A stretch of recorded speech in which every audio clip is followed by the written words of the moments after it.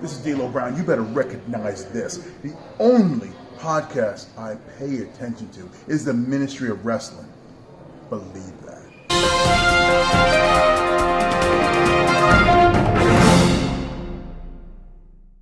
Hey yo, guys, it's me, the one AJ. It's a news week, so you know what that means. We're here. And I'm joined by Big Zone in the zone. Big week for big news, guys. Yeah, big news. We are talking Gunther is officially the longest reigning IC champion. Bryan Danielson's retirement is imminent. Matt Riddle possibly suspended. WWE is no longer Vince McMahon owned, but he's been making changes. Nia Jax returns. We've got Becky Lynch as a Grand Slam champion, but still has a few things to tick off on her list. Elias possibly released. Jade Cargill to WWE, and the Shield topped the PWI Insider 500. And of course, we have to acknowledge that as people who attended All In, not that we're numbers guys, but we were there and we were told that there was 81,000 people in attendance. Brent Council have now confirmed that the Turnstile Gate attendance was 72,000. So that's quite a drop. Quite a drop. So Turnstile means that there are tickets that were purchased and no shows that occurred, and who knows how many comps were given. TK says 81,000 were sold. 72,000 is what went through the door. Now, I'm not ashamed to say it, and I don't think Big Tone will be ashamed to say it. When the tickets first came out on pre-sale, Nico brought 4 tickets. One of those was sold, so there are definitely 3 tickets that are still out there with non-attendance. So yes, even though there were 81,000 tickets sold, we as the ministry have 2 tickets each. Officially through the gate was 72,000. So it's a bit lower. Look, it's still a big number to me. So I still say congratulations. My thing is AEW, and I said it before, go back to our previous videos. AEW released a big advert, 90,000. We will sell 90,000. I was like, don't quote the numbers. The minute you quote the numbers, anything short of 90,000 has something to give people something to poke at. You then come out and give an official ticket attendance of 81,000. And now that Brent Council have done their official count, they're telling us that it's 72,000. It's brilliant numbers. Any promotion would love to get those figures for one pay-per-view. It just looks bad when you're bragging and it's proven to be wrong. That's my take on it. You're not wrong. I mean, 72K is like an achievement in any form or fashion, any way you put it. But he said 81 and 99, what's it, 799,000, something like that, yeah. Man, poor Will Ospreay got that tattooed on his arm. And it turns out to be wrong. But, like, I don't know. Like, I suppose you can still class it as 81K because it's 81K tickets. It just needs to change its terminology and say that's how much we sold, not how much was there. Yeah, look, this is the thing. Because the higher figure sounds better. Yeah, look, for sure. And look, well, as someone in Brent Council said, excuse me while I get the article, look, it's typical to get a 10. What they're saying is you usually get a 10% drop off on most shows at a show, whether it's Beyonce, whether it's Ed Sheeran, Adele, Stormzy, whoever you want to call, you get a 10% drop. WWE tend to have an 8 to 9% drop. This is an 11% drop. So it's not great for AEW, but as you said, look, a win is a win. And this is, look, I put it out there on the WWE mark. I just acknowledge that it's a good show. I had a good time at the show and they done good numbers. Yes, I saw empty seats and I won't deny that. There was one right in front of me. 2, in fact. But it's a good number. It's just the bragging rights. You need to be careful with these numbers, Tony, and you keep calling them. But we move on. It's not a hate. The only real victim in this, as Big Tone said, is Will Ospreay because he's the one who got the tattoo. But we move on. We move on. So, Tone, here's one that we've been calling for a minute and we weren't sure if it was going to happen. I actually called it not happening, and I'm kind of glad I was wrong. Gunther is officially the longest reigning intercontinental champion. We can all clap our hands that we no longer have to mention the honky tonk man. Yes, man. That's right. The honky tonk man. You lose the rights to sing that song every time you do as well. So this is it. But like big respect to Gunther. Like I said, I did call this a while ago, and I said this was the man to do it. And he was the man because realistically, like, the IC title has been through ups and downs. It's been dragged through hell and back, really. It's been revamped to be like one of the most relevant things in the company. And then the next minute it's in the gutter, getting hot potatoed, or just the worst one yet, not being on the show. Yeah, just not being on the show. You're the champion and you disappear. Yeah, that for me is just blatant disrespect. But Gunther, I mean, there's nothing short of a miracle. It's nothing short of miraculous what he's done because we're going alongside one of the biggest title reigns of all time in Roman Reigns, yeah, with his historic title reign. But alongside that, you've done the same thing for the Intercontinental Championship as well. Like, it's crazy. And he is like one of the first people in a long time to actually make that a relevant title, to make it like to have matches on pay-per-views, to main event Raw, and these matches have been good. He's had some outstanding bangers, man. Like no pun intended, but like you go back to Clash at the Castle, yeah, arguably the best match of the night was for the IC title, Sheamus versus Gunther, and so a brutal match. Yeah. Now, what's next for Gunther? That's like an interesting thing now because we can continue pushing him as the IC champion because for a fact, in it, like there's still probably a few months before you're ready to switch out Seth as the champion. Yeah, but the next logical state is obviously for him to step up and challenge for the World Heavyweight Championship. I don't know. Like, will that come now? Will that come around WrestleMania? That's the question. See, I can't. Bit of a spoiler to a next prediction, and this is very hopeful predicting, right? When we're talking the main title subject, I'm kind of leaning on the fact that Nakamura might actually do it on his next shot. I know it seems impossible in many angles, but that's that. But here's my bigger question, right? We talk about this IC title. Now, this IC title run started off as you said, in a bit of a dead zone. He won the title off of Ricochet, I believe, and it was just there. You kind of just had a guy and you kind of forgot who was your IC, I'm saying US, who was your IC champ. Then it started to become relevant. And it kind of was around the time that we realized this is Sheamus's Everest. This is what he's not. This is the one thing that eludes him from becoming a Grand Slam champ. And we thought it was going to happen. We thought it was going to happen at Clash. That was September. It made it through to Rumble. It made it through to Mania in a triple threat, and he still held it. And we're like, okay, what's next? And the more it's gone on, he's had some strong contenders, and this is what I love about it, is that he's had Sheamus, he's had Drew, he's had Riddle, and right now he's at the point where he's actually he's elevated Chad Gable as far as I'm concerned. Not to say that Chad Gable was anything crap in itself before, but right. Let's be honest. We went from a point where people talked about him being Walter and the change to Gunther and it was over. He's now one of the most over people in the company. As he said, he's main event in Raw, the flagship show for the WWE. It's not as bad as they made it look.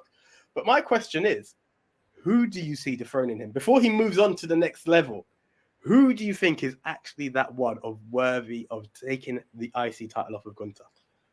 Well, you see, it's an interesting question because WWE do have a habit of doing this. Once a title holder breaks a record, then quite soon afterwards they lose the title.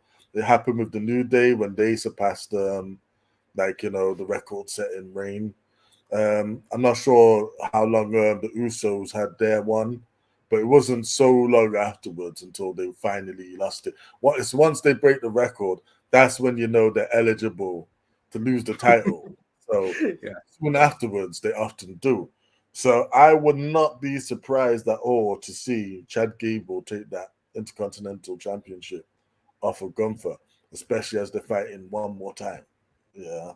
So, hey, like I said, as far as Chad going, I'm glad they put in some respect on his name. Like, I shudder to think of the days of Shorty G.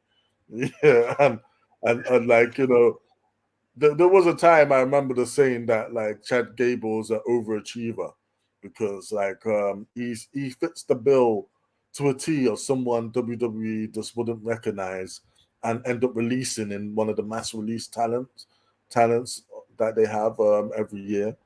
I mean, you couldn't have convinced me a couple of years ago that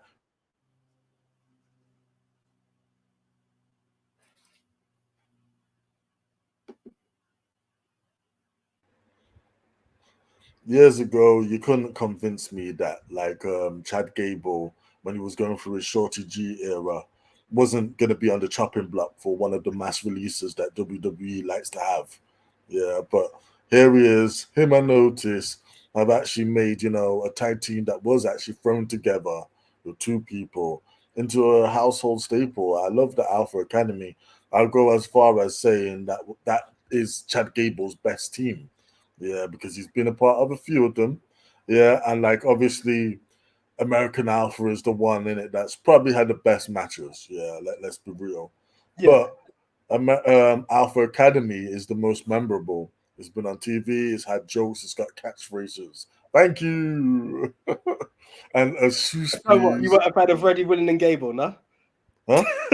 Of who? You weren't a fan of Reddy, Willing, and Gable. Damn.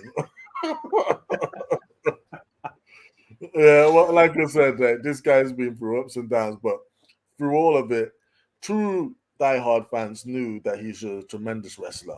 We knew that, like, basically, this guy is a Kurt Angle apparent, yeah, in terms of ability, in terms of the matches he can have. He's good, yeah, and I'm glad, like that, WWE are seeing it. I think this has a lot to do with Triple H being head of creative. That, like, someone like Chad Gable is getting that shot. And I wouldn't be upset at all if it was him that dethroned Gunther for that title, just as long as he didn't then like lose it quickly himself.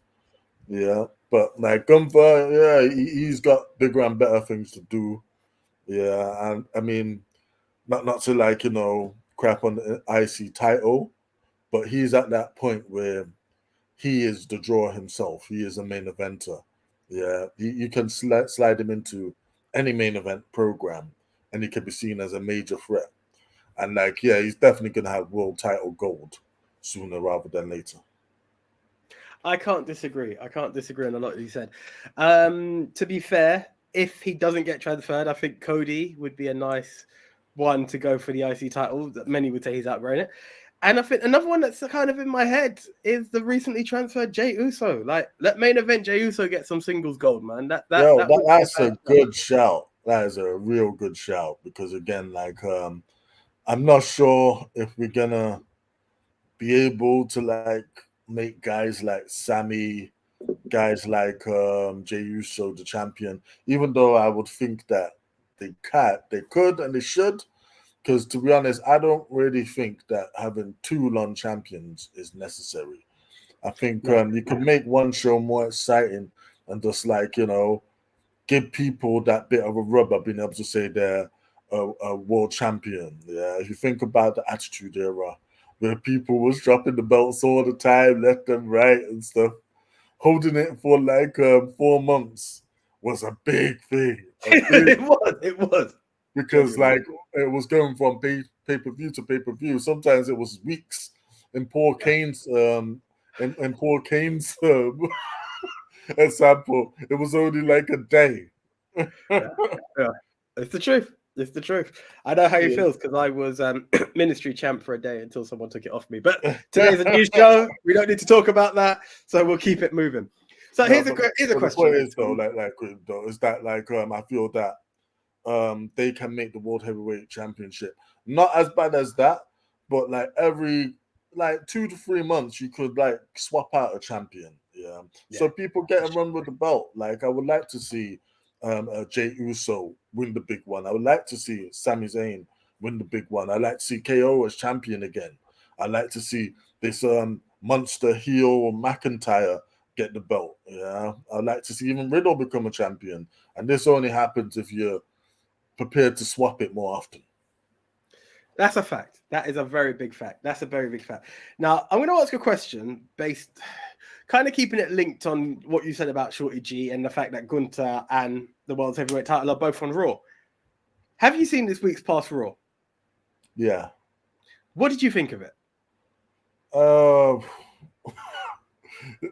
all honesty, it's just another by the numbers Raw, isn't it? Yeah. So here's the thing: I've not There's seen nothing it. special for me. That was a historic Raw because that was the last McMahon-owned Raw. That was the last McMahon-owned WWE show. You know, You wouldn't have that was known. it. It's now TKO owned. It's, you know, TKO being the Endeavor project of WWE and UFC joint together. So yeah, by the way, guys, before I go there, who do you think is going to be the one to dethrone Gunther? What do you think is next for them? Comment below. We'd love to hear from you. Now, here we go. The TKO company that is UFC and WWE merger. I know people are expected to see Conor McGregor walk down the ramp tomorrow. No, guys. They are still two very separate shows. A few things that have come out from this is, while it was the last WWE show, and this is why I asked this question, there was talks that Vince, who was previously on medical leave, came back, ripped up papers like he did, and made 1,000,001 changes like he does. So that was one of the things that came out from this TKO merger. Another one is they asked Nick Khan what they thought of CM Punk, and he said that, you know, we respect what Phil's done for WWE and what he's done for UFC, and we wish him nothing but the best. So that rumor of CM Punk coming back to WWE looks like it got very, very politely shut down. And then the other section that I've read and heard is people were told to work from home today, as today being Friday, the day of recording. So by the time this comes out, we don't know what we're going to see or hear, but it looks like it's going to be another Black Friday. It looks like there's going to be a few layoffs. Now, I think this is going to be more of an admin level, because with two companies merged together, I'm guessing there are certain things you're not going to need within the company, you know, like HR. There's going to be a new HR department. I don't know if you need one for both UFC and WWE, or if TKO is just going to have its own one. But I've also heard rumors of released superstars. So these are a few things that are coming there. So my question to you, releases I think are a bit hard to call, and I don't like to ever call someone losing their job. But what are your thoughts on the last McMahon ever show? And what do you see the future of the WWE looking like now? The last show, to be honest, like I said, I watched Raw, and it was just, you know, typical Raw is man. Yeah, it wasn't bad. It wasn't like great or anything. And to be honest, I wouldn't have really have known it wasn't the last Raw unless like it wasn't reported in various news outlets. But like there was even things like Gunther's intercontinental title celebration was a bit underwhelming, considering this is a 34-year record that's been broken. Yeah, and he actually had him losing the main event as well. So Way to go, Chad. wait to celebrate. Wait to celebrate. I know what they're trying to do is build up others. Yeah, but nah, that wasn't it personally. As far as the future goes, for the company, I can only hope with McMahon not fully in charge anymore. Yeah, I know he has a higher position, but I'm hoping that whoever is truly in charge can rein in some of the silliness with ripping up scripts, yeah, changing stuff last minute, and demoting people, not pushing those who clearly need pushing. Yeah, I'm hoping that will stop a bit, and they just let Triple H come in, let him elevate the title, let him just build up the show, yeah, and continue with good storylines and stuff, yeah, and hopefully it's less chaotic, hopefully it's less repetitive, yeah, and we just have people come up. Prepare the stars of tomorrow. See, that is what I'm hoping for as well. I feel that with someone being able to possibly, and I say possibly because Vince is still very high up in this company, someone possibly being able to rein Vince McMahon down, we've got a chance of Triple H doing what Triple H was given the power to do when Vince announced his retirement. Let him control creative. Let us see the stuff that brought people through the door for I don't want to say, I was going to say Money in the Bank, and I remember that's the same day Vince said he's coming back. So it's a bit of a bitter pill to swallow. But what made people want to go to Clash? What made people want to go to Money in the Bank? What had people run into WrestleMania? Some people had WrestleMania tickets and were kind of skeptical. They heard Vince is retiring. They were over the moon. They thought there was a new show to be excited for. And I am forever grateful for what Vince McMahon has brought to the party, because that's what made me a wrestling fan. So I can't forever crap on Vince, but I'm aware that every dog has its day. And respectfully, Vince, I feel that it's kind of got that way. Now, with the UFC merger and people looking in and people wanting to see what it means, I think, Brock Lesnar, Ronda Rousey, Shayna Baszler, and Matt Riddle are some of the main people, because they've done both shows. If you want, you could kind of mix Lashley into it. He didn't do UFC, but that's the one that could be like their star attractions to try and possibly gravitate UFC viewers over. The problem is, I don't know if UFC fans even care about this merger. I think some of them are scared that UFC is going to become a bit more WWE-esque. So I think that scares a lot of people more than anything else. And I mean, if while listeners' names, CM Punk would have been a good mix. I just think he's too much trouble for any company. I honestly believe he's going to be impact bound if he goes anywhere. It's just the way I see it. I don't know about that. I mean, I think that, Tony Khan might be saying, Nick Khan might be saying that, you've done well, Phil. We like you, but best of luck over there. Why he may be saying that? Money talks, and this is why so many stars that have had the worst relationship with WWE have ended up back in the fold.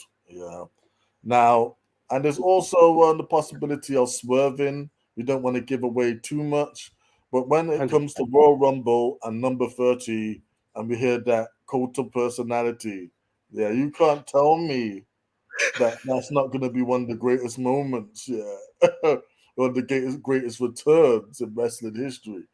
And like they can do it at any point, because like it was said in another show, not everyone who watches WWE is going to be watching AEW. Some of them don't even know anything about it or know anything to do with any of the fallout. So this is the first time they're seeing CM Punk, and not after 7 years, and after 10 years. So they're gonna be hyped. They're gonna be hyped, and there's a bunch of people you can face off the bat. There's a bunch of people you can talk with. For instance, get him chatting with LA Knight. that would be a good back and forth between those two. There's a bunch of people on the roster that Punk could comfortably face, and hopefully, because it's a more, shall we say, professionally run backstage, where you don't really have members of talent being backstage officials as well. You don't really have that in WWE, so they'll be able to handle things in a more professional manner if there's any confrontations or whatnot. No, for sure. Look, I mean, ultimately, I believe it's going to be interesting. I hope. Look, it's weird because Vince is still at the top. I just hope that because I've not followed UFC, I don't know. I just hope each company can maintain their brand identity and it doesn't just get into this weird layoffs that come into play because the new owners don't understand the product. That's the thing. I think UFC has its nature, and I'm aware that some people tuned out after a while. I wouldn't want to see WWE lose its identity, which is weird because a lot of people said it was time for Vince to go. Now I'm saying that I don't want it to lose its identity. There is something that brought WWE to the party. Long may that reign. There are certain changes that need to happen, but I don't want it to be where you think it's for a mass audience appeal and start doing stuff that make these t-shirts redundant. I want us to still be able to enjoy the product. That's the main thing. In terms of layoffs, look, I never want to see. I hate hearing people lose jobs. It's just the way it is, though. Especially in WWE, you just hear of these mass firings. So I just wish absolutely everybody, front and backstage, the absolute best of luck and condolences if by the time this video comes out there are certain people who've had to bite the dust. It sucks. It's that. So with that, we say Again, comment below. What do you think of the WWE UFC merger now being official? And what do you expect for each of these companies and what crossovers you expect? Another thing Nick Khan did say is people who have retired from UFC could find a longer lease of life in the WWE. I don't expect to see the entire UFC roster come over when they retire, but it's something to look forward to, guys. But comment below and let us know what you think. Now, Big Tone, while we're talking of UFC stars and WWE, have you heard about this situation with Matt Riddle? Yeah, I've heard bits and pieces.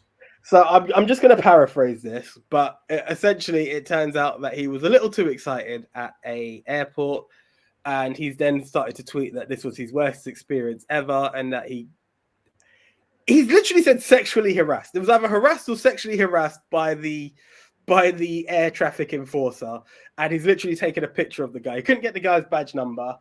And yeah, he said that this guy's really touched him up, essentially, is one way or another of going about it. Since then, he's retracted the statement. It's no longer on Twitter, from what I know, but he was scrapped from Raw. He's not listed anymore. So there's a potential suspension there.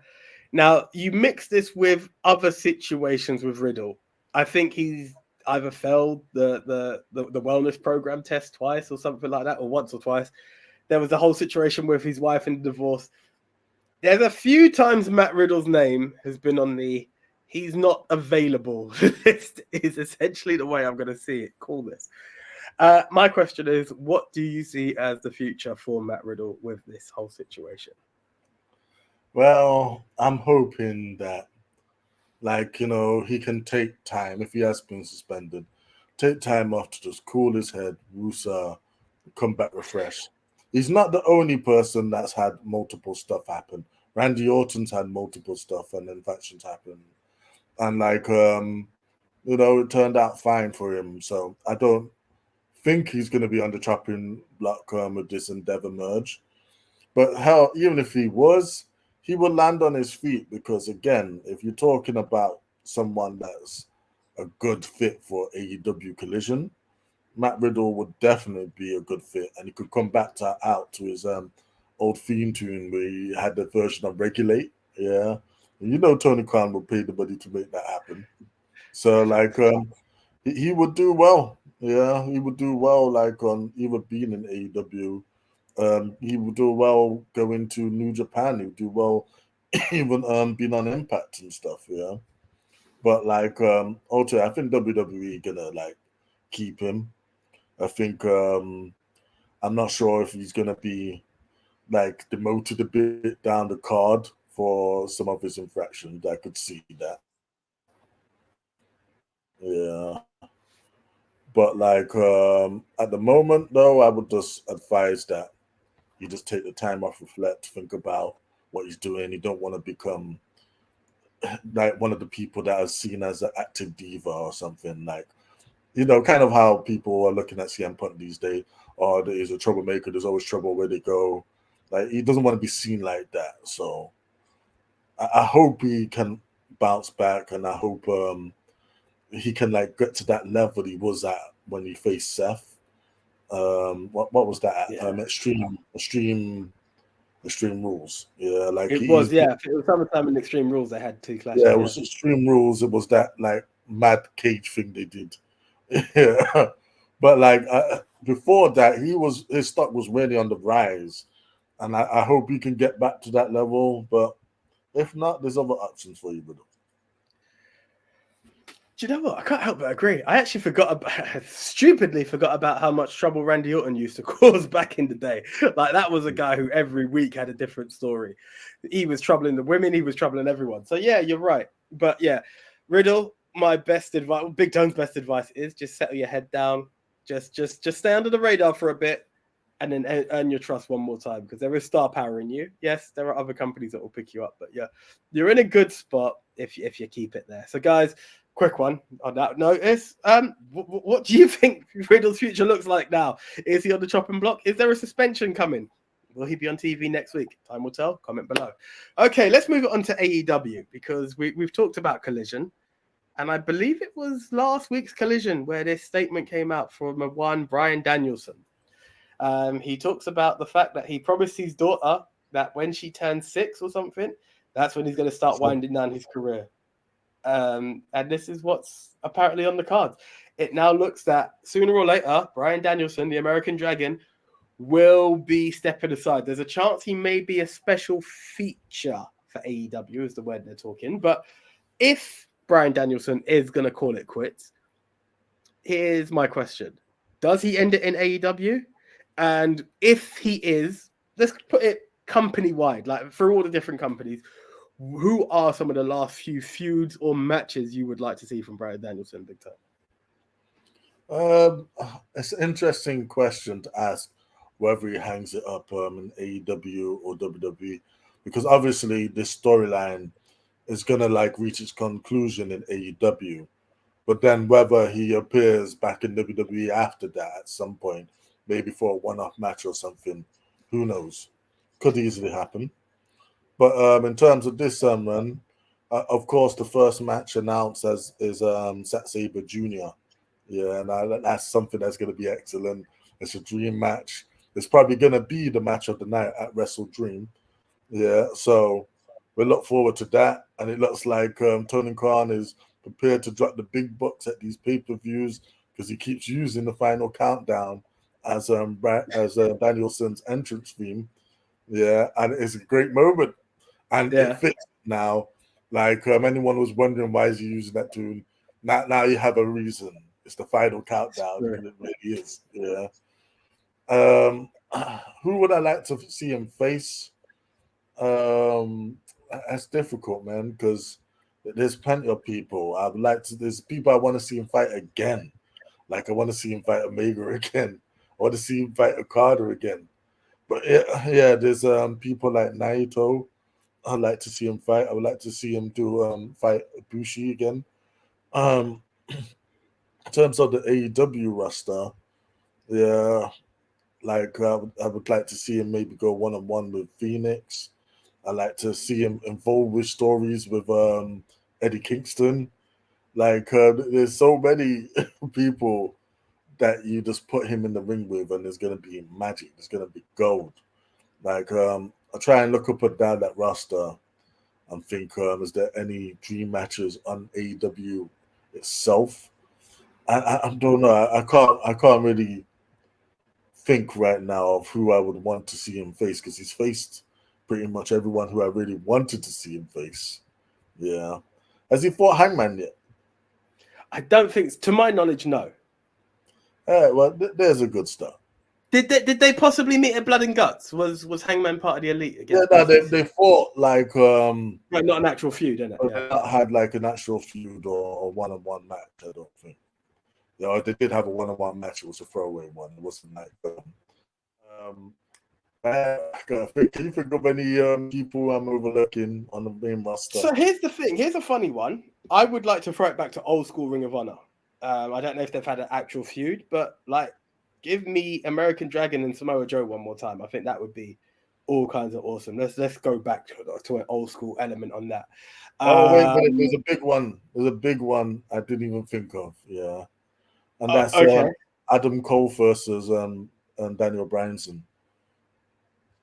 That would be big. I didn't even think of that, to be honest. I did not think of that. That would be a match. That would be a match. Here's one that seems a bit more lower down the card, but I think it would elevate the kid to the level that everyone's hyping him to. Give me Bryan Danielson versus Hook. I would like to actually see that. I think that would give me a nice little technicality, couple of decent suplexes from Hook. With like, if he could pick up bigger guys, this shouldn't be a problem for him.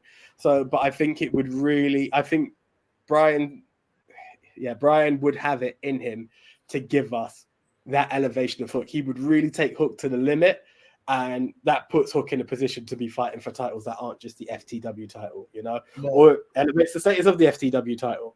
Those kind of matches would be something cool. Yeah, I agree with that. I think Hook. I mean, basically, Danielson elevating people like Hook would be great. I'll tell you some other matches it's starting to like come back to me now.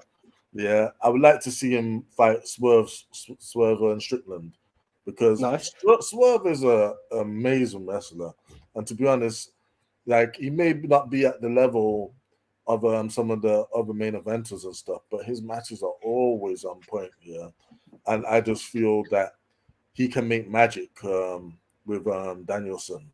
Yeah, I would actually like to see Keith Lee and that David versus that was on the Elias. list. Yeah, that would be a lot of fun. Even like maybe Miro like could get in there against Danielson. There's a lot of people. Yeah.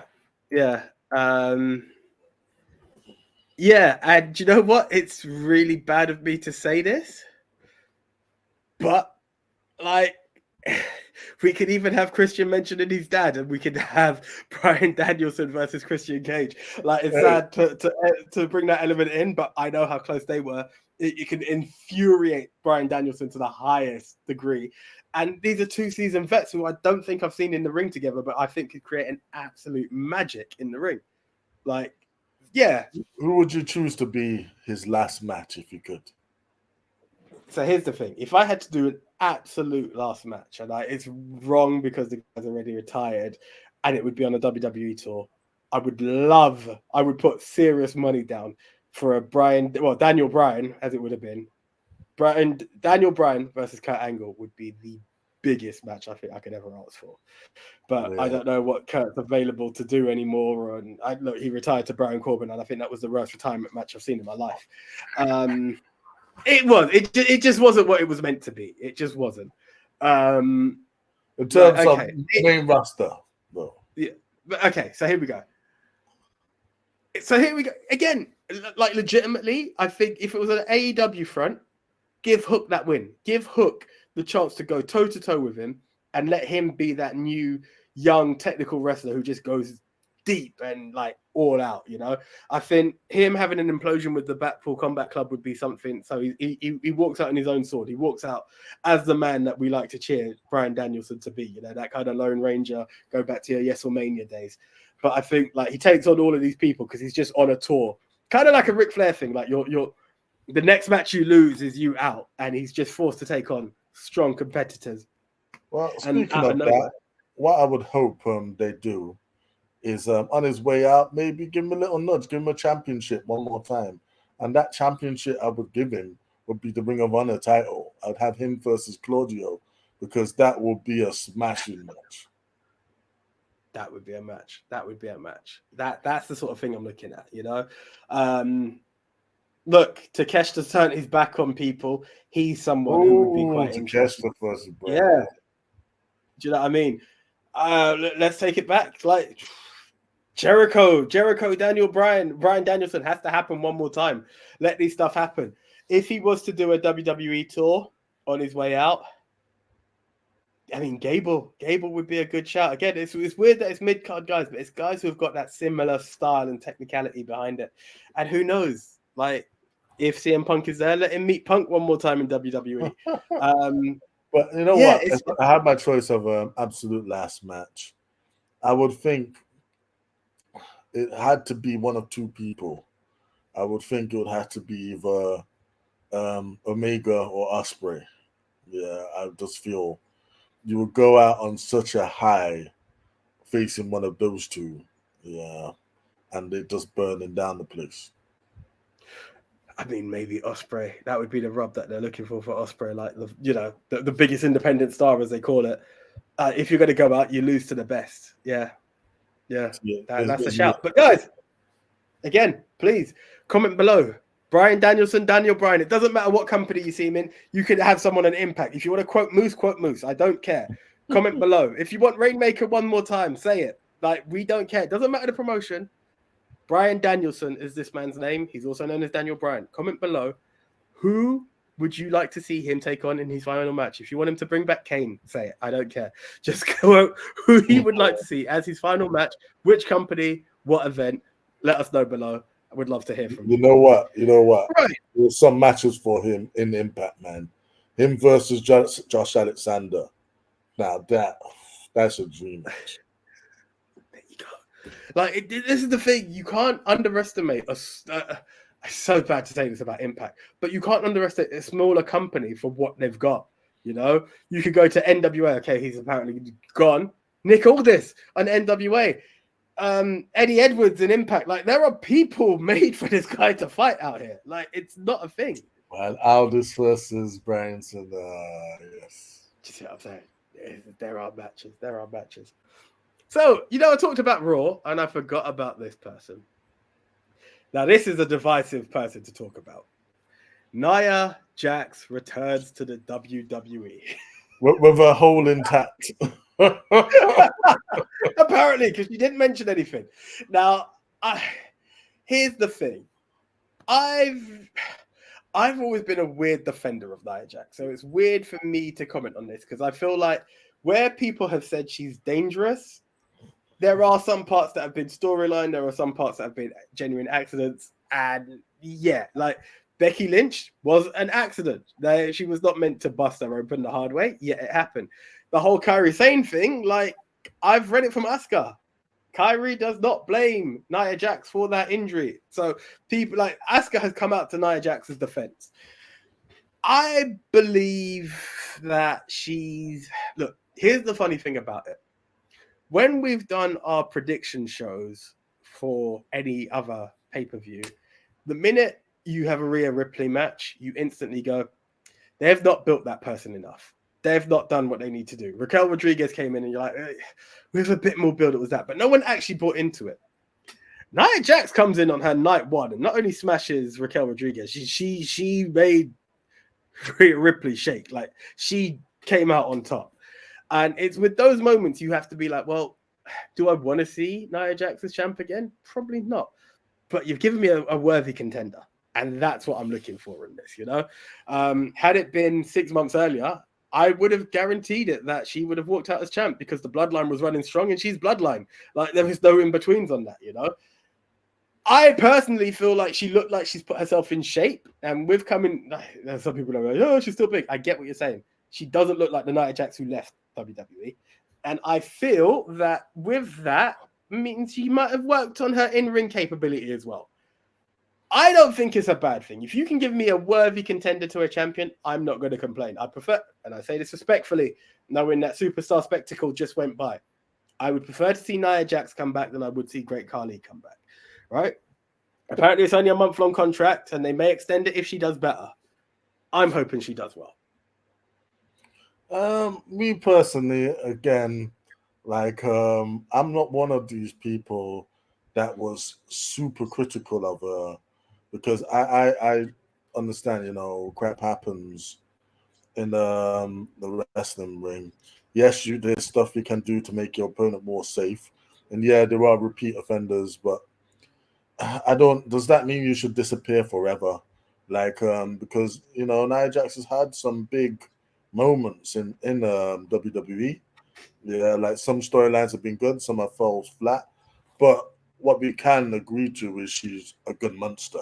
Yeah, like whether you like her or hate her, I think her in-ring skill is subpar or whatever. She looks the part of a monster.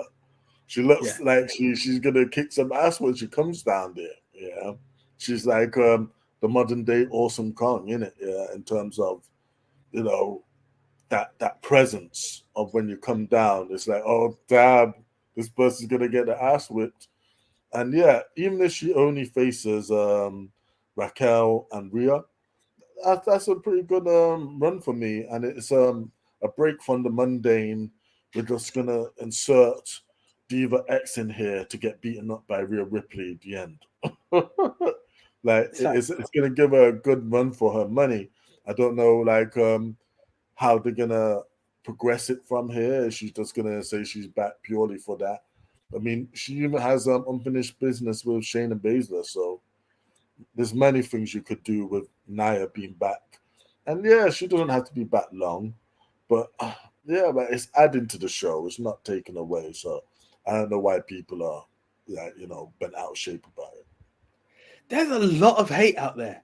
There's a lot of Nia Jax hate out here. And personally, as I said, I've never had an issue with Nia Jax. Now, going back to what you said, crap happens and there are repeat offenders. If we followed that rule that everyone who has hurt somebody should be gone, Seth Rollins wouldn't be champ right now. That's just calling it the way it needs to be seen, right?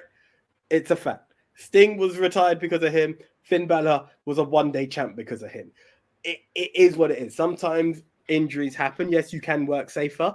I don't think every match Nia Jax has done has led to an injury. And as you said, Big Tone, there have been some big storylines, and other ones have been big holes. But we won't get into that because that was one of the worst storylines WWE have ever written. And now Triple H has the pen, not Vince. And let's be honest, an NXT Nia Jax was not a bad thing. It was not a bad thing in NXT. Now, hey, you've got Asuka, you've got Bianca, you've got Rhea, you've got Raquel, you've got Shayna, as you said, it's unfinished business. Hell, you've even got Charlotte if you need to. And yeah, that's some big stuff. And yeah, big stuff. You're right. Like, there's actually people that have come up in that time that Nia hasn't faced that will make a good pay-per-view spot. Like I said, Bianca versus Nia, that's a good match, man. Yeah, that's the one. That is the one. So, guys, as you can see, we have no problem with Nia Jax, but you may do. So, please comment below on one of the most controversial. We should throw him out. We should throw it out there that Nico is the complete opposite of us. Yeah. And shout out to Nico. I was going to say his bit for him. Yeah, she has no charisma. She's a danger, and she should be gone forever.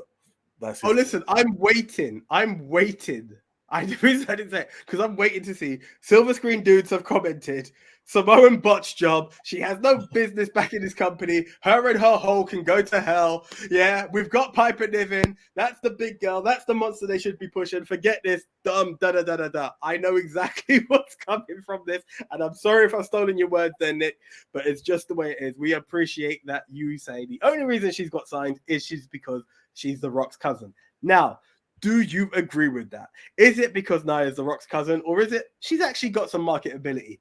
Comment below. The ministry would love to hear from you on one of the most divisive characters in a while. Actually, she's got that punk heat. Like, you love her or hate her, it goes either way. We are going to be talking more signings, but before we go into more signings, let's talk a bit about NXT. Big Time Bex has done it. She has won every title that the WWE can throw at her. She's still not platinumed the WWE. There's only one person I can say who's done that, and that's Asuka. Because quite frankly, there are three things left for Becky Lynch: Royal Rumble, Money in the Bank, and eventually, when the career is right, Hall of Fame. It's like, no. Becky's won the Royal Rumble. She did, didn't she? Yeah. Sugar. I need to change my poster. Yeah. No. Did she win when did she win the Rumble? She won the Royal Rumble. Remember, when she got beat at the start of the night, and then she entered the Royal Rumble at the end. Yes, she did. I remember. Yeah. So there's two things eluding Becky. One will come when she hangs up the boots. That's the Hall of Fame.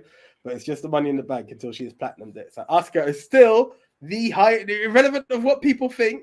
Asuka is still the highest crowned person in WWE women's division. But then you could argue that Becky has done stuff that Asuka hasn't. She's main evented WrestleMania. True. This is also a fact. But I've seen the end. But what was the NXT match like itself, and what does the NXT Women's Title future hold with Becky Lynch, Big Time Bex as their new champ? Well, like I was saying on a pod not too long ago, I think this is nothing but a good idea because, quite frankly, NXT, when in its black and gold era, the reason to watch NXT and see the new upcoming stars that are big time today, is because you had the indie stars coming in, making you want to watch. You had your Sami Zayn's, you had your Adrian Neville's, you had your Kevin Owens, then you had your Finn Balor's, Hideo Itami's and all that. Then you had your Samoa Joe's, Robert Roode, Drew McIntyre. All these were reasons for you to come in and watch the show. Then, because of that, you get to experience people that you might not have seen before, and get to know to love them and everything, And this is what I feel they've sort of realized they kind of need to do with NXT now, That's why you're bringing in Dirty Dom to be a champion. You're bringing in Rhea Ripley to like accompany him on his arm and even have a few matches. You brought down Baron Corbin to actually make him do something relevant, because again, him versus Bron Breakker, that's going to be great. But now you've done put the icing on the cake. You put one of the biggest women's stars there that there's ever been. Let's like not pull any punches. One of the biggest women's stars that has ever been, a certified main eventer any night of the cards. Like you put her on the show, and basically more eyes can now be on NXT. You've also given Becky that extra rub of giving her something that she's never been, which was an NXT champion. I think maybe for that's something that was missing from her because she's been overlooked in back in the day. But I love it. I feel bring more people down, now and again, just on a little sabbatical and stuff, to like go fight in NXT and win a title, and then they can drop it to the new star, and the new star can brag for days about how they beat the current NXT champion, the big star, the WrestleMania main eventer. Because I reckon Tiffany Stratton will be getting back her title. Yeah. Oh, for Becky. Yeah, from Becky. I reckon that actually might happen as early as No Mercy. Yeah, where Becky is just holding the title for a while. But again, it also helps the product by putting eyes on it when Becky appears on Raw and she's got like the title with her. Yeah. They're going to think, if you don't watch NXT, you might tune into NXT because you see Becky's holding the belt. Yeah. You might actually have a little thing. I'm pretty sure they're probably going to do this. Is we're going to have Rhea versus Becky in a match because it's champion versus champion. Yeah. Yeah, no title on the line, but you could do it. Yeah, it makes sense. Yeah, so there's a lot of things that you can do now that she's champion to basically put spotlight on NXT. It's good for Becky, it's good for NXT, and I think it's good for us, the fans. See, I can't help but agree with 95% of what you said. I feel part of it, though. Now, one, you needed to do it because Becky, arguably, and I say this, is the biggest star out of the four horsewomen. Doesn't have to be the best wrestler or your favorite. Mine personally is Mercedes, especially during her Sasha Banks run. But she is the biggest star of the four horsewomen. And she was the only one to have not completed the Grand Slam. Mix that with the fact that I think there was a lot of tension that she wasn't in the SummerSlam main event, and I don't know what they had left for her. This is a good elevation for NXT. The numbers for NXT alone, her segment alone, are huge. Like it crossed the million mark from what I know, which NXT hasn't done in a while. It's all over the socials. They're talking about it. Big time Bex has done it. She's that person, the Grand Slam man, as I've been calling it. So it's got all the elements that's there, and look, whoever pins Becky Lynch, it has to be a huge moment. I just can't see a clean victory because I think she's that big at the moment. It's like someone.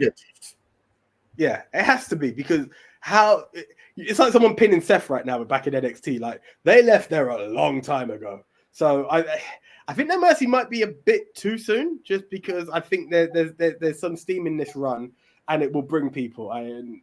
If Dirty Dom is still holding gold, Becky's got to hold it for about an equal amount of time. She can't just come in and be a flash in the pan moment. I think this is the storyline. They've got storylines with her now because she could just be a floating champ, causing havoc wherever she wants. Like, yeah, I'm main event, but I've got this title. So in that sense, you're right. I must admit, I've not seen Tiffany Stratton perform. What I have seen was her prettiest moonsault ever, and I was like, it looked familiar. It's Christopher Daniels' finisher, and I was like, oh, that's where but it's a good moonsault. She can perform.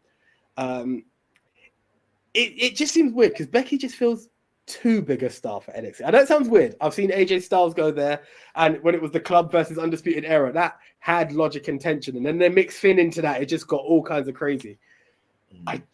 It felt weird, but I'm happy she's Grand Slam. I'm happy she's able to get that accolade. And look, Charlotte mucked about on NXT, and Charlotte is WWE's biggest, one of the four horsewomen. So it can't be a bad sign. But The question goes to you guys. Who do you see taking the title off of Becky? Was it a good thing for her to be there? Forget the numbers. What is your view on Becky being back in NXT for now? I won't say officially back there. She's still a Raw superstar, but she's back on the black and gold. What are your thoughts on that? That's the one we're looking at and trying to find out more of. Okay, Tone. So there is a slight rumor. I don't even have to touch on this one. Elias is apparently performing without a contract at the moment. Now, this is weird because they had Elias, who was over as hell. They got rid of him in exchange for Ezekiel. They then made him grow back his beard and he was Elias. And now he's just without a contract, apparently. Is there any redemption for Elias? Does Ezekiel come back? Does he go to another company? Which way do you see this going? It's difficult to say because, again, like I was watching a podcast the other day with Maven, of all people, and he said something very poignant. Yeah, it might not apply now because you've got new management, but he said once Vince is done with you, he's done with you. Yeah. It may be a thing where now Endeavor is done with you, they're done with you. And how much more can you get out of Elias? He's never going to be a world champion. Yeah. He does have entertaining spots. I would still say he has stuff to contribute, personally. But if they're not prepared to book him right, yeah, and like they can't even be asked to give him a new contract or stuff, then he may very well be on his way out. What's left for him if he does go out, then look, wrestling is not what it was even 10 years ago. Yeah. Like there's so many different companies now. You can go and make a name for yourself. I'm thinking of people like Matt Cardona, yeah, who left like WWE, yeah, and like went on to have one of the best runs of his career, like being champion in multiple places, yeah, like being on Impact, being on NWA, being in GZW, yeah, like you could easily go and do stuff like that. And with a gimmick like yours, Elias, people will love it. People will love it if you just show up on other shows. You sing your songs, you hit people with your guitar. Hell, if you really wanted to go there, AEW could get him and he could team up with Jeff Jarrett and they both could be like, double guitar shutting people. Yeah. Can you imagine it coming from both sides? Bam! But like, you could even have like just a segment with Jarrett versus Elias in it, where they do a little song and dance and stuff. Yeah, I would think Elias is someone who AEW could have and he could do well as a mid carder and stuff. But yeah, I think he can bounce about to a lot of places and like continue with the same gimmick, or so he can try and switch it up completely, be someone completely new, reinvent himself. It's up to him, man. I mean, the only time you really lose is when you decide to quit. Yeah, and I don't think he's there yet. Do you see him going back to WWE, or do you think it's time for a new company? You know what? It's difficult to say because if you're in WWE, I'm thinking from a real life standpoint now. If you're in WWE, you really should try and stay there. You're getting paid the big bucks, yeah. You're getting paid guaranteed money, despite like all their shortcomings. They are a professional company, and your face will be plastered worldwide. Yeah. In terms of your own legacy, you would do better to leave and go somewhere else because you can do other stuff. Yeah. Like for instance, in Trinity Fatu, Naomi, she's currently the Impact Knockouts champion, yeah, and she got to be the champion on their 5th episode, yeah, which we'll touch on a little bit. But like, the thing is, my point is that she's done that now. That is something a part of her legacy, yeah, that can be always mentioned for her now. It's a big moment. And I think Elias might be capable of some of those big moments. You go into NWA. I think Elias will be a great NWA world champion. Yeah, and like he's well known, he could keep the same gimmick, and like it would work for him. Yeah, so I don't know, whatever's best for him. Yeah, so here's the thing. To me, I think I agree with you. I don't see it going past the mid card should he stay in WWE. I think there's a lot of space for him to. There's a couple of things. I could see a good feud with LA Knight should he stay. I could also see him either feuding with Theory, or believe it or not, being the hype man for this new tag team of Theory and Waller. Like he's the one to just bring them out, and it just boosts their ego even more. That each week they've got this guy giving them a theme song coming out, but it's weird to think that that's all I can think of for the guy. Maybe another NXT run and go back to the Drifter and have that fun. But the two companies that you mentioned are the ones I think I could see a good success for him. Impact and NWA. AEW could be something, but it would be a moment, So it's hard to say, a bit like Bobby Fish.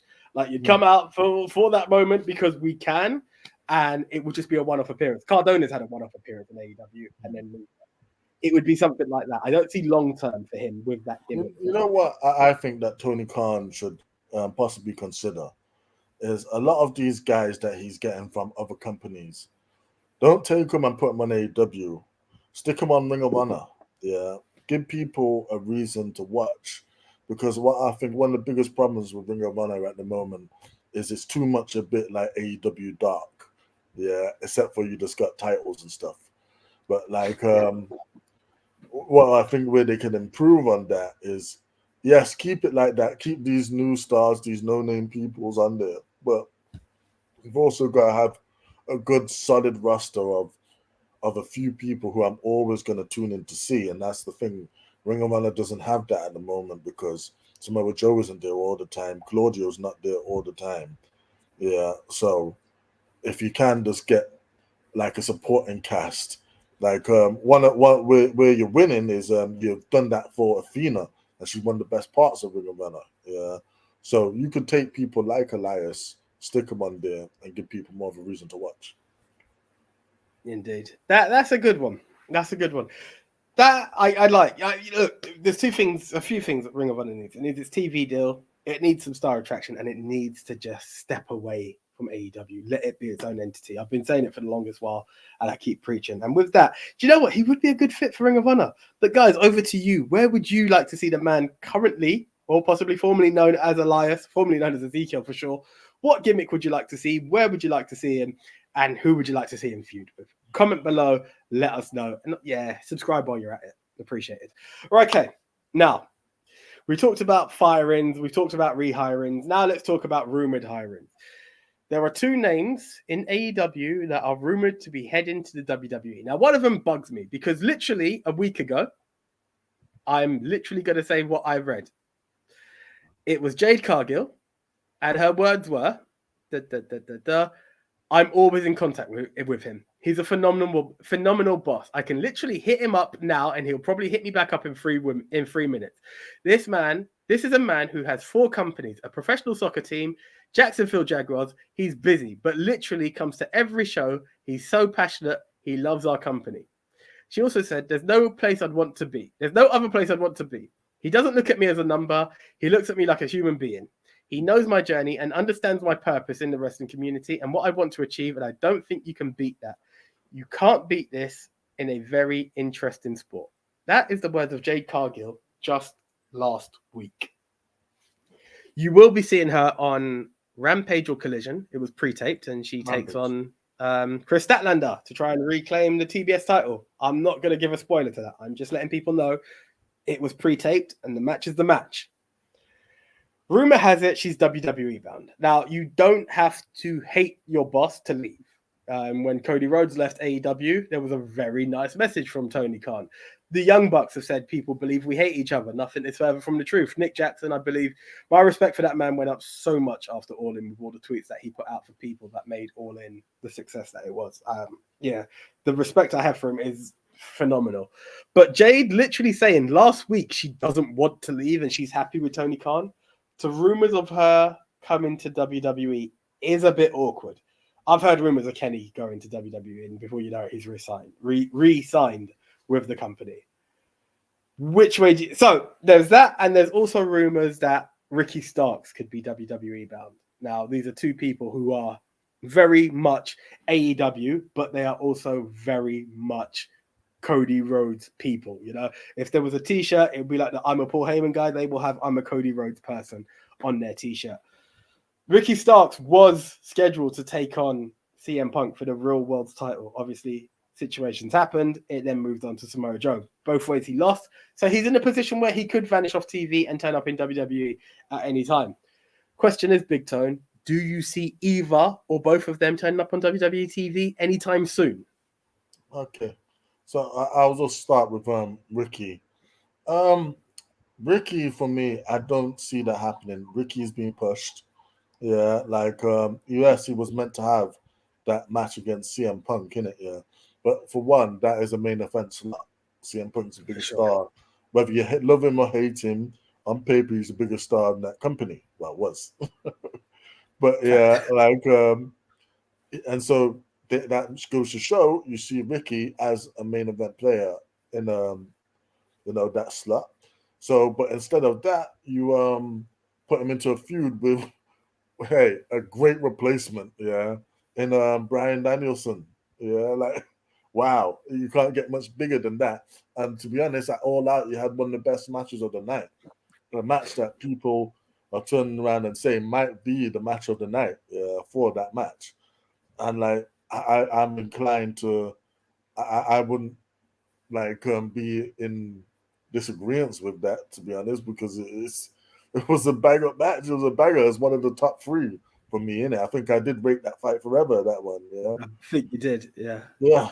So like, they're taking care of Ricky. Yeah. Whether he goes down the line, I suppose it's what's best for him. But like I just not sure that WWE would use him the way AEW are using him, because like yes, he is a smaller guy. He's got charisma and stuff, but like and people like to compare him to The Rock, but it's like a mini Rock. Yeah, he doesn't have that muscular weight and size for him to really succeed in WWE in that same way, because like people of his side normally are like high flyers and stuff like that. Yeah, that it's very rare for WWE to go all in on a guy that's just got good mat skills. Yeah, and he's not one of these crazy extreme guys that do parkour and bounce about on the screen all the time. So I don't know if it would be the best fit for him. However, if he did go over NXT, he would do numbers on. Like he would be a great NXT champion. The problem is after that on the main roster.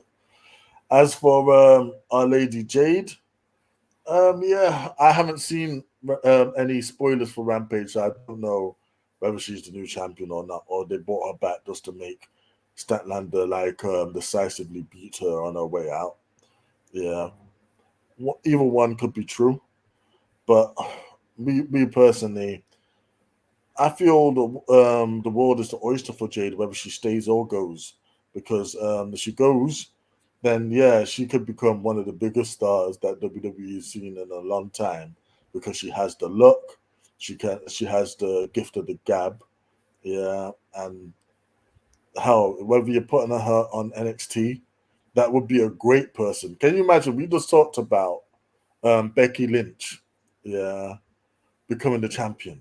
Can you imagine? Like it's I don't know NXT or it's a pay per view or something, and Becky Lynch like says, "Oh, I'm doing an open challenge," and you just hear whatever WWE's version is of a storm is coming. Jade Cargill comes out, and But she could actually come out to it. Look, Cody's coming out to Kingdom. Like it's not out of the question. Well, there you go. And then like Jade comes out and beats Becky Lynch on the first night. Like can you imagine the momentum she would have from doing that? But even if she just comes out at the end of a Becky match and just looks at her, yeah, it's crazy. Yeah. You can even just send her straight away to the main roster as a foil for like whoever, and like people wouldn't like scoff at it. But then, you know what? If you do keep her in AEW, then like look, I don't think Saraya has so much time as champion. because again, like, you know, her neck and stuff, she can't go how she used to be able to go. So I don't see her holding it for a long, long time. So you can easily insert Jade into that title picture and have a champion that like has it all. For me, I personally think Tony Khan, you know, if you can keep her, pay her what she wants to be paid, and push her to the moon. She is gold. She is a moneymaker. She is a star. Yeah, you can't say that about a lot of your women's division. I hate to keep going back to this because it seems like I'm shitting on her, but I'm not. Yeah. Statlander. I like Statlander. I want her to do well, but you've got to find her a character. She doesn't have one at the moment. She's just coming out and winning matches. That is not gonna last. Yeah, people. She's never gonna get over so much just doing that. She has to have something to her. Like let's look at Orange Cassidy and what he was able to do for the international championship. Yeah, that's not just having like, you know, entertaining matches. That is Cassidy himself, his demeanor, his moments he can create with his layabout character. Yeah, it's entertaining. You don't have that for someone like Statlander, but you do have that for someone like Jade. Yeah, whose whole thing is just being this, you know, goddess, really, isn't it? Yeah, Yeah. with her baddies and stuff. So if you keep her, push her to the moon. Yeah, if she goes to WWE, she'll do just fine as well. You know, it's really funny. So I was kind of in the same vein as you, that essentially I wouldn't. I hear the rumors and I don't want to believe it. I just don't believe in these rumors a lot of the time. So I kind of feel like she's there, and I feel like there's a lot of unfinished business in AEW. But I think she will do phenomenal in WWE. Like, imagine we're talking about this 1 month contract for Nia Jax. Imagine her stepping up to Rhea Ripley next. You know that's a match that has people wondering instantly, because she can show you she can do business. Another dream match for me, for her, goes without saying. Give me the baddie versus the EST. That's a match that's bucks literally just on the table for anyone to take. You know, in the future for sure. If it's coming now, I don't know. Starks, I was a bit more unsure, because I feel like you take him because you can. What the vision looks like for him could be a lot like Madcap, a lot like Emma. You've signed someone because you can take them. It doesn't actually go into something positive. It's just a signing. What you On did, WWE proper NXT, you would do this is the thing. Yeah. I think on a main card, he would have a nice, he would be, if you're going to say that LA Knight is the mini Austin and Rock, you've got a Rock Austin feud between the two of them. But obviously, LA Knight being as hot as he is right now, he would probably come out on top.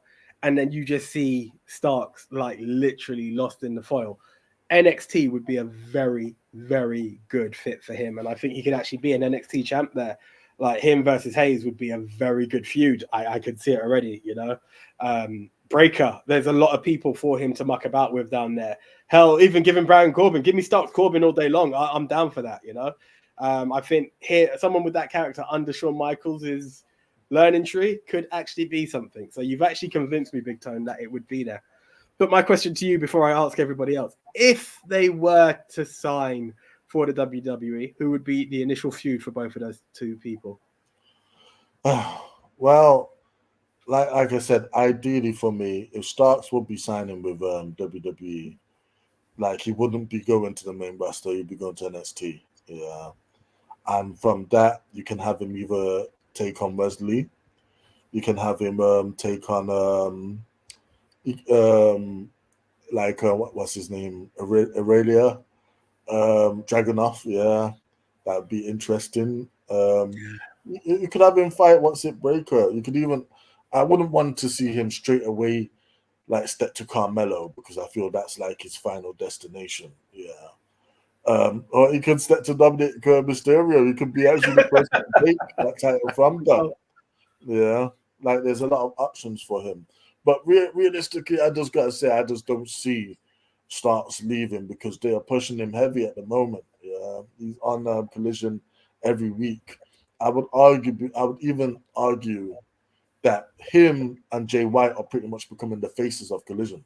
Yeah, because they are there all every single week, and we see them all the time.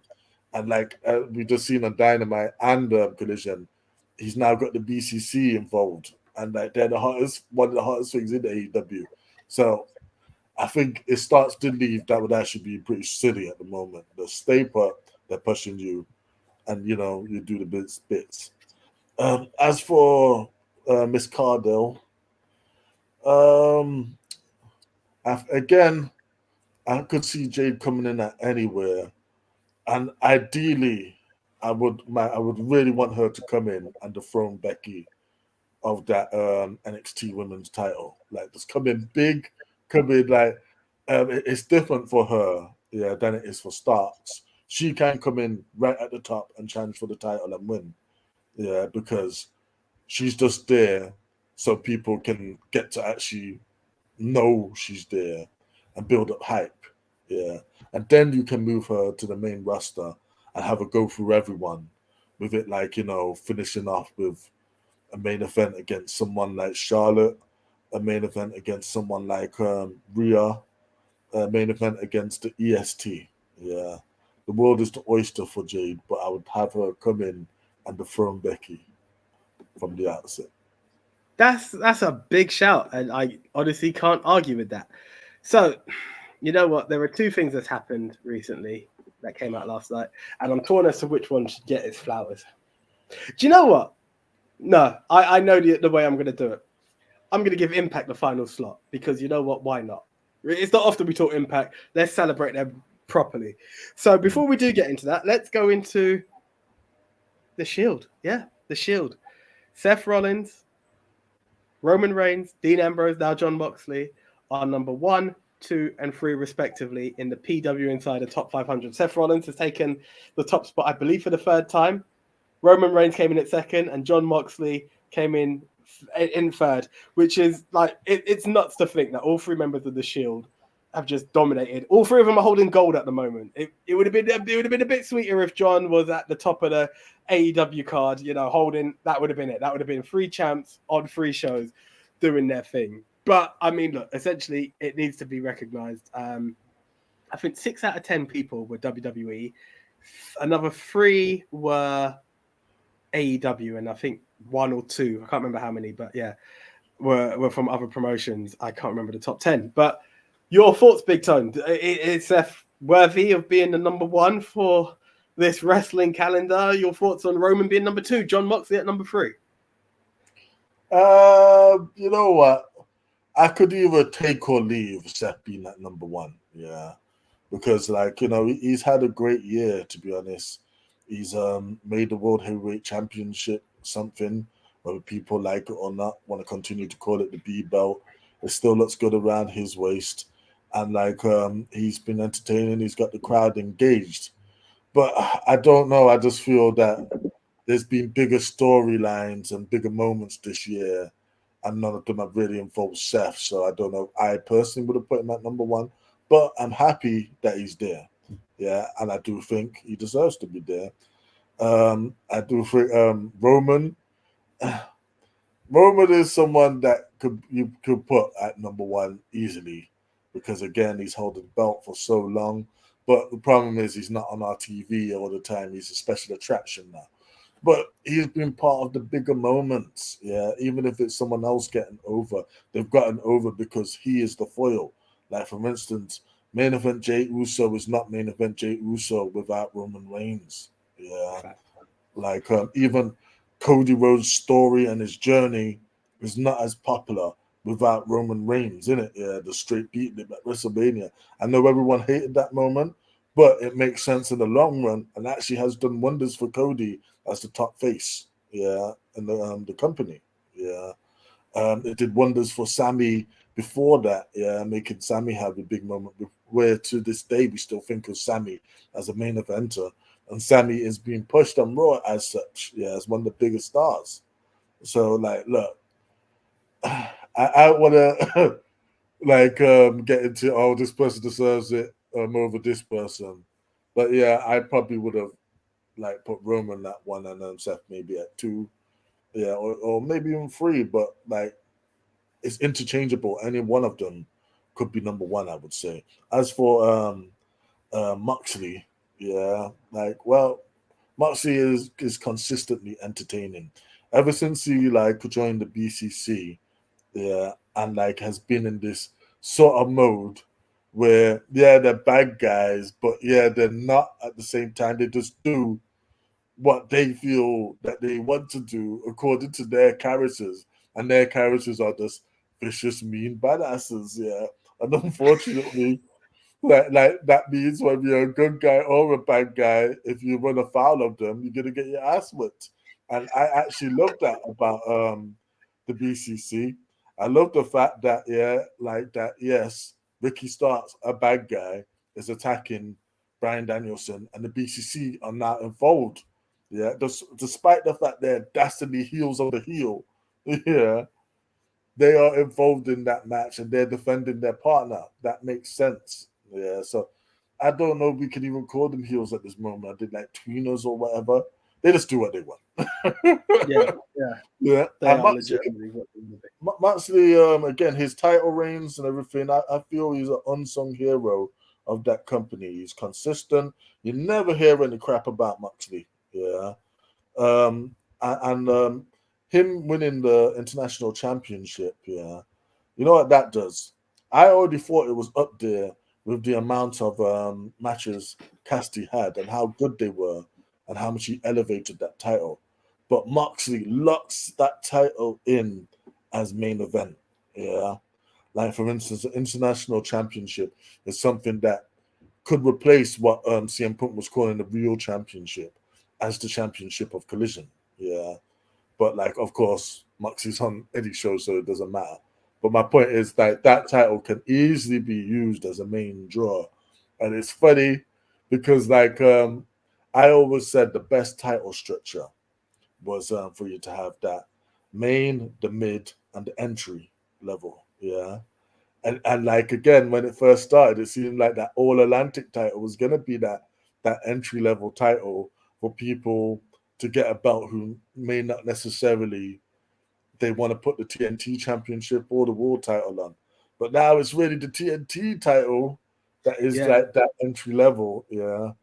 And like the international championship is right there, is at a high level now behind that world heavyweight championship. So well done. And I know that Moxley carrying it is the right person to do it. And like he's gonna, like, continue to elevate it and keep it like at that main event level. So yeah, 1, 2, 3. You all deserve your spots. You all did well. Congratulations to the show. yeah. So I look, I must admit, it just hurt me that Mox was the one to beat Orange Cassidy. It's not that I had a problem with Orange Cassidy dropping it. I would have liked to have seen someone else get that next push from it, as opposed to someone. I don't want to say he's gone down in level because he hasn't. I think that title's got its own credibility, but I'd have liked to have seen Orange Cassidy step up to that rank and then have someone else, like the person who beat him, look like the next guy who's worthy of going up in there. But again, it still works because whoever pins Moxley for the title has that same rub, so it does work out. But overall, I'm happy, and in a way, I think Seth gets it because the number of feuds and the weekly matches he's had over the other two. And I'm not saying Mox doesn't do it weekly because he has put in so much. And as you said, Mr. Dependable. Every time someone has messed up along the way, send Mox in. Like, I'm still not sure if this guy's had a holiday that he had booked 2 years ago. He has just been there for AEW and Ring of Honor wherever they need him. Again, guys, the PWI 500 is 500 people. So I'm not going to read all 500, but I will give you 10 to 1. In at number 10 was Cody Rhodes. In at number 9, Josh Alexander. 8, Orange Cassidy. Okada in at number 7, MJF at 6, Vikingo at 5, Gunther at number 4, Mox at 3, Roman at 2, and Seth at number 1. Some strong names there who have done. Cody should be much higher, like, personally.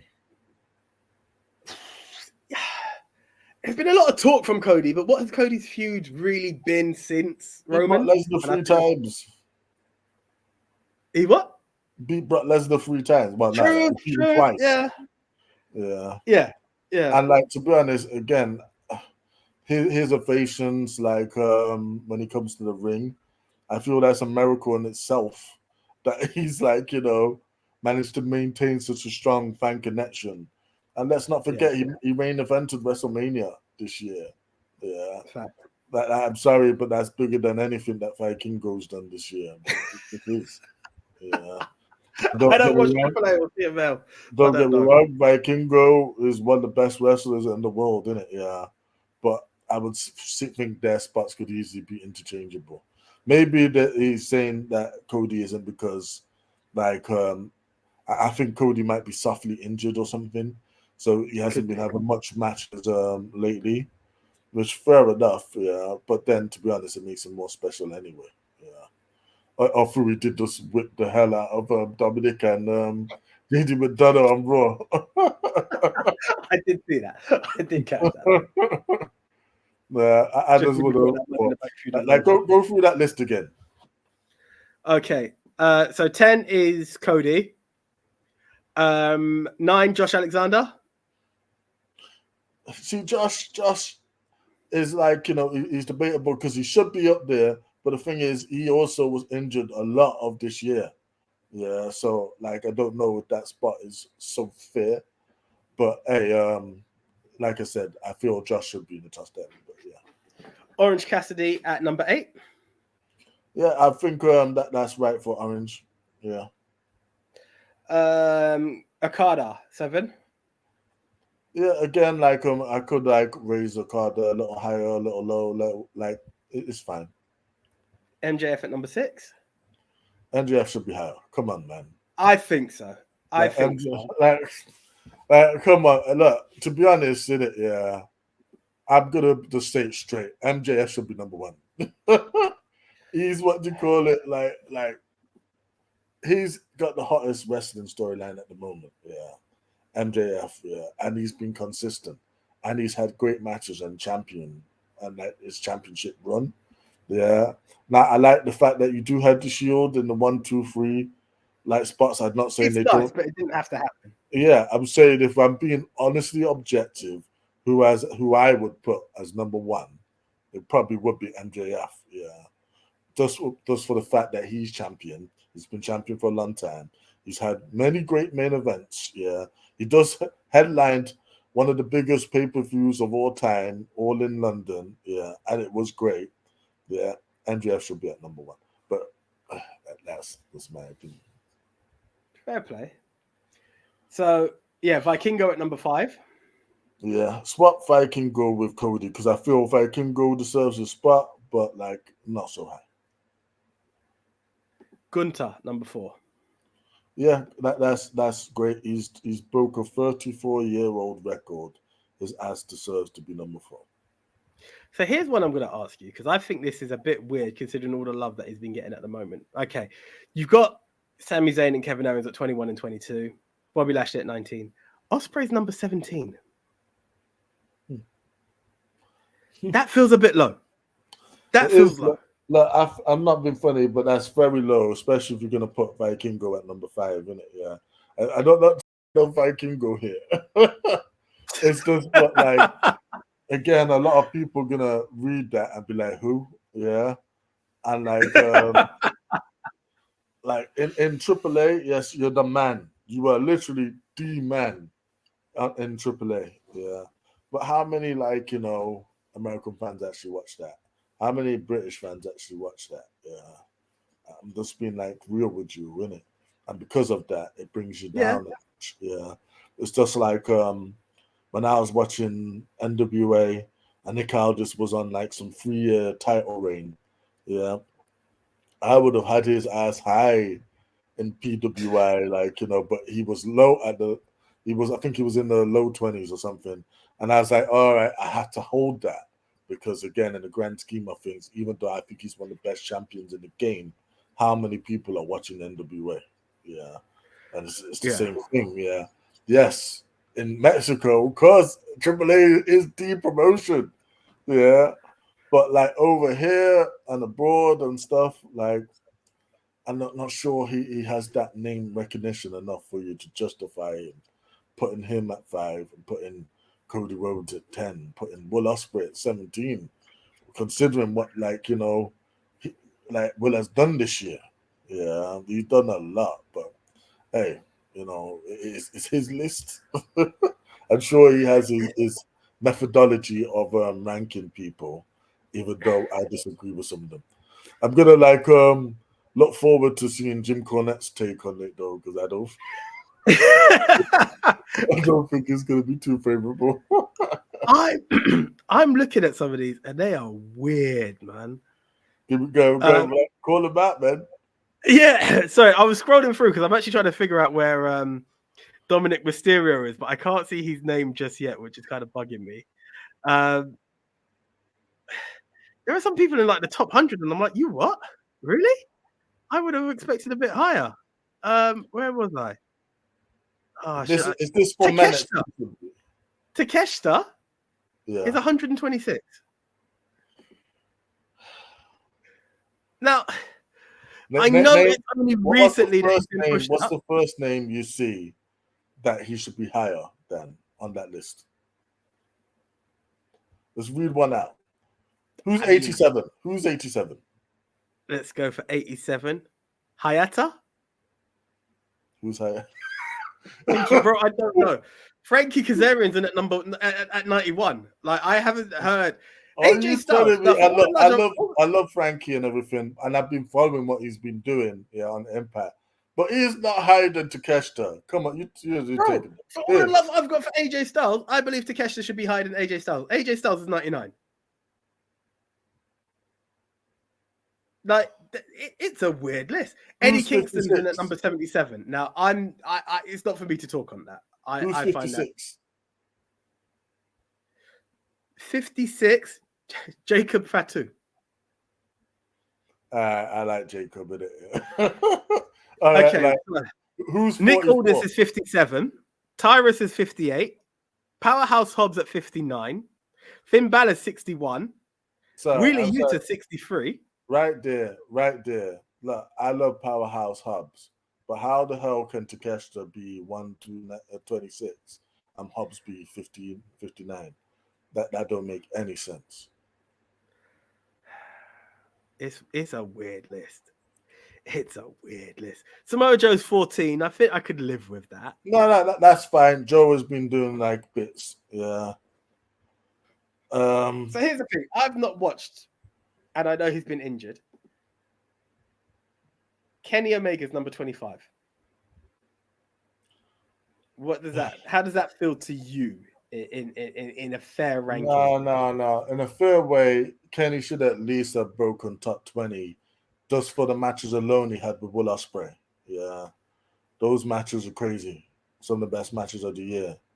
Yeah. And even going further back up to New Year's Dash and stuff like that. Yeah. Just after Wrestle Kingdom. Had a tag team match with Ricardo and stuff. Hell, what he did at Wrestle Kingdom with Will Ospreay, and you telling me he's 25? Nah. It's weird, isn't it? It's weird. Juice Robinson, who I heard is doing big stuff, 142. Buddy Matthews, 143. Oh, man, you did Juice dirty, man. But all right. Whatever you say. I'm actually gutted I can't see where's LA Knight? Dominic's name. Oh, do you know what? I cannot see his name. I cannot see his name on this. Now, I might be going too far. Maybe because I'm just looking for the word Dominic Mysterio. LA Knight. That is a good question. Well, guys, I'll tell you what. Just for the purpose of this, I will publish this list at the bottom of our thing. Send a link for you guys to check it out. I do it. But do you believe the Shield should be top 3? We've heard from Big Tone. He believes that MJF is better than everybody else, and Big Tone knows it. Do you agree with that? Who would be your top 3? Who do you think is missing off of this list? I'm seeing like Ricochet in the top 100 and something. Like he's cracked the 150 from what I can see. Weirdly enough. So let us know what you agree with and disagree with in the list. Like literally give us a tick box, yes or no. Okay, that's one question. Yeah. I want to see the level of disrespect.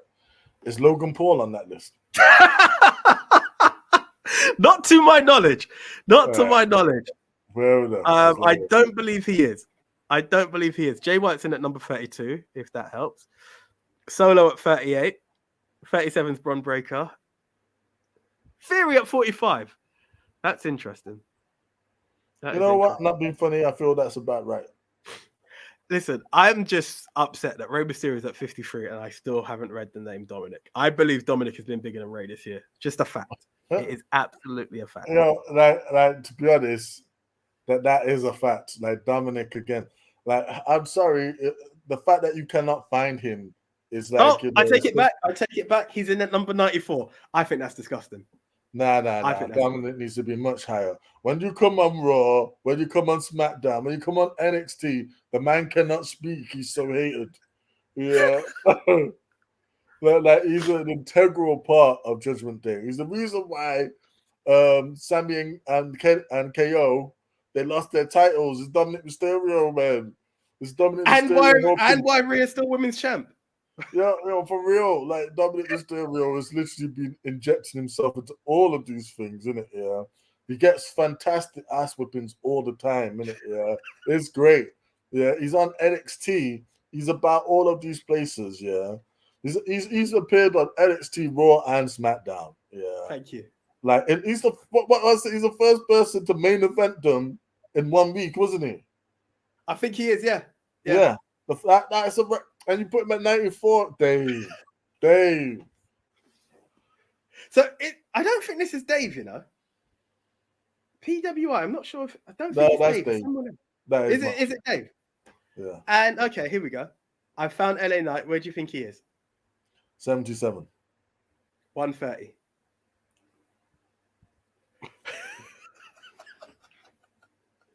Well, I'm going to bring back one of LA Knight's old phrases that I hope he reintroduces at one point.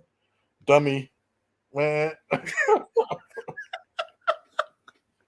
How you put 130? Like, yeah, I get it. Yeah, his match quality isn't that. I don't know what this ranking is actually based on then, yeah. Because if we're talking about impact in the industry, if that's one of the factors, LA Knight has to be in the top 50 at least. Easily. Yeah. I wouldn't say his matches like warrant him being even in the top 20, if I'm honest. Yeah. But like over 100, like with the reactions he's been getting, yeah, and like you got the world set on fire right about now. I don't know, maybe next year, innit? Yeah, like he'll be higher. But hey. Yeah. Look, guys, the list will be there. I would love to have a discussion with you guys on it because it's very interesting. But here we go. We're going to give a company its flowers. It came in as the anti-WWE after WCW. It was Jeff Jarrett owned. It was Dixie Carter owned. It was owned by Anthem. It was owned by the Owl. Then Rebby Sky told the whole world to F that Owl. And it's been through many changes. It's not been in the UK in a while, but it's coming back this year. It's been through a lot of changes. It doesn't have the pull that it used to, but quite recently, just last night at the time of recording, Impact celebrated 1,000 episodes. Now that's a feat that needs to be respected. You know, as I said, it went from TNA to Impact and Global Force Wrestling or whatever else it was, and it's now standing on its own, and it's still consistently there. Big Tone, tell us, what was this 1,000 episode like? What was it? Was it a night to remember? That'd be a hell of a record. Hey, maybe WWE will reach that. Hopefully. But anyway, yeah, look, the 1,000th episode of Impact. This for me spells out the little engine that could. Yeah. When Impact first started, people didn't say that would last 10 years, innit? Yeah. But it's still kicking on. Yes, it's not what it used to be. Yes, its crowd attendance can look desolate sometimes, innit? Yeah. And for some big moments, it just like hurts my heart that, like, you know, some indie shows look like they got more people than the Impact like audience. But still, yeah, GCW does look busier than an Impact show. Yeah, you've got to respect like the fact that they are still about, and not only are they still about, they are on TV every week. They are consistent. Yeah, they have storylines. They have pay-per-views all the time. Yeah, so much that I can't even keep up with it. Yeah, they have crossovers with New Japan, like Impact Wrestling, TNA. Yeah. We owe a gratitude of respect that people don't understand. Half of the things that you love today, even your little chant, "This is awesome," Yeah, that started in TNA. Yeah, like people Yeah. like AJ Styles, people like Samoa Joe. Yeah, they're all TNA. Yeah, that is them. Yeah, they help elevate that company. They help change the game. Even like some of the matches that they had, like you wasn't really seeing long, lengthy, drawn out matches back and forth with a lot of high spots. You wasn't seeing that in WWE like that. Yeah, at the time. But then I remember you had that match with Christopher Daniels, Samoa Joe, AJ Styles for the X Division title. Yeah, that revolutionized what people was doing on in matches. Yeah, like I'm not saying a match like that never happened before, but I'm saying that popularized that style of match. Like all these stars that have a smaller stature that have like risen to heights and everything. Again, you can thank the X Division for that. Yeah, there's a lot of stuff. I will go even further. Yeah, I think you would not have WWE's women's revolution. You wouldn't have that without the TNA knockouts. Yeah, because TNA knockouts proved to WWE that we can actually feature women in like actual storylines and like people will buy into it, and like you can actually have different types of women rather than your standard model and whatever. Because again, Impact Knockouts was the first to do that, having people like Orson Kong, ODB in there, innit? Yeah, people like Winter and stuff. Yeah, like that Vampire and stuff. There's a lot of people that basically paved the way for what WWE took, yeah, later on and refined it, and we have the women that we have today. Yeah. Now, people will say, "Oh, yeah, that stems from the NXT, the Four Horsewomen, yeah, coming up." Yeah, but like I said, they don't have that if they don't have the Knockouts division before that, showing them that that can be done. Yeah, so like people owe a lot to Impact. Yeah, there's a lot of great moments as well in both TNA and Impact Wrestling history that I just hope that one day like they're on a streaming network where people can go and see some of these great matches and like they can get their flowers. Call a billionaire, one of you billionaires out there, buy Impact Wrestling, man, and like I hope it Look, elevates. one of the things, let's be honest, between Endeavor, I was going to say Vince, but it's not Vince anymore. Between TKO and TK, one of the two, someone needs to absorb that company and let it be what it needs to be. Like, honestly, the catalog itself is something that needs to be respected. The amount of times I look back, and I gave up on TNA a long time ago. I just, sadly, and I'll tell you why I gave up on TNA. I felt like ex-WWE stars were coming in and taking the spot off of their stars. That's how good their stars were. I was upset to see where I appreciated WCW for creating something like NWO, I got upset with TNA for doing it. I felt that they had their own stars. Guys like AJ Styles, Chris Sabin, Amazing Red. Sanjay Dutt was someone you would look back at and just be interested in. I will say this over and over again. 6 Sides of Steel, AMW versus Triple X is one of the greatest matches I have ever seen in my life. Look, we went to All In. You get a coffin match, which is a tag team match. The minute Sting and Christian Cage look at each other, people start screaming in TNA. There's a lot to be respected in that. Kurt Angle got a second lease of life. One thing on that point, yeah. The WWE stars coming in and overshadowing the homegrown TNA guys. That is one thing. That is one negative. And to be honest, they should have had some foresight to really push people a bit more higher. Like AEW at least does this, yeah. But then you got to acknowledge the fact as well that some of these guys had their best career moments in TNA. I would say Christian Cage, had some of his best moments, yeah, being a top guy in Impact. Kurt Angle had some of his best matches ever, yeah, and it's even arguable whether like that run was better than his WWE run, yeah. So I think this is it. Look, certain things happen, and you have to be grateful. I think Rhino had a second lease of life. I think you saw the ECW Rhino come to life in TNA. And can I also say, and this is fact, Bobby Lashley and Drew McIntyre probably would not be back in WWE had it not been for Impact Wrestling. Fact. They wouldn't have been world champions. They like Drew Galloway in it. Yeah, would have never fulfilled his chosen one like statement if not for Impact Wrestling. Yeah. So this is It it. showed they could be champions. It showed they could carry companies and stuff. And so when they come back, Bobby come back to the main roster, but Drew come back to NXT, and he was an NXT champion that was based off his Impact Wrestling title run. Yeah, so you got a lot to fight Impact for. Yeah, no, it's one of those things. I'd like to either see it raised back up on its own and just get that stock. It just needs the right TV deal, and it just needs that right exposure, I think, to do it on its own.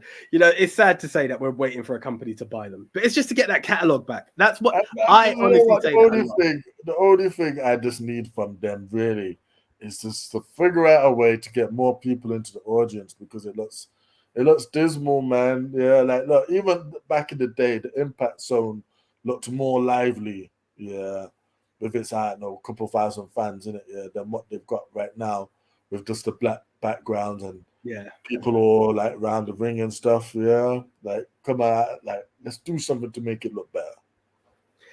It just needs to change its setting. And the thing is, you look at something like NXT, you just need to find the right setting. It's not that you have huge numbers.